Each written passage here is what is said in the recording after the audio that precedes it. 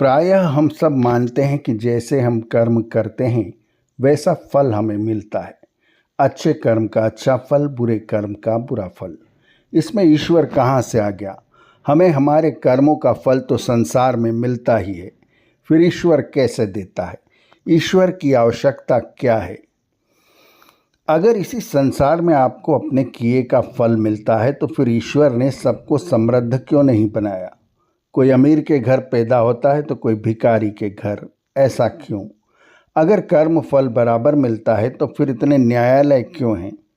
जब कर्म फल नहीं मिलता तो अपने आप को तो नहीं कोसते, भगवान को क्यों याद करते हैं? विपदा आने पर ईश्वर का सहारा क्यों लेते हैं? चिंतन करें तो अपनी अज्ञानता का एहसास होगा। फिर मालूम पड़ेगा कि हमारे अपने कर्मों का फल ईश्वर ही क्यों देता है।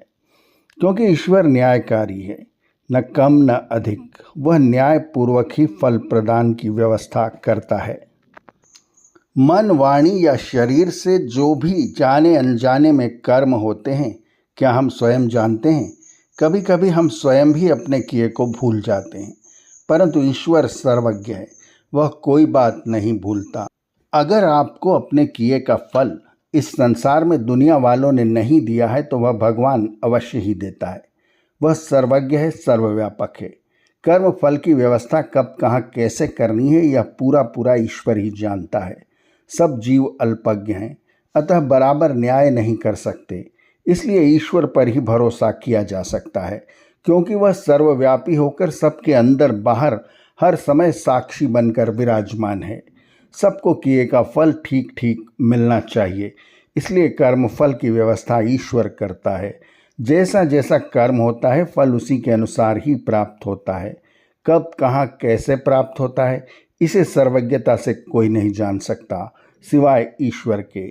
हाँ, इतना अवश्य है कि ईश्वर किसी के भी पाप क्षमा नहीं करता और पुण्य कर्मों के फल प्रदान करना कभी नहीं भूलता।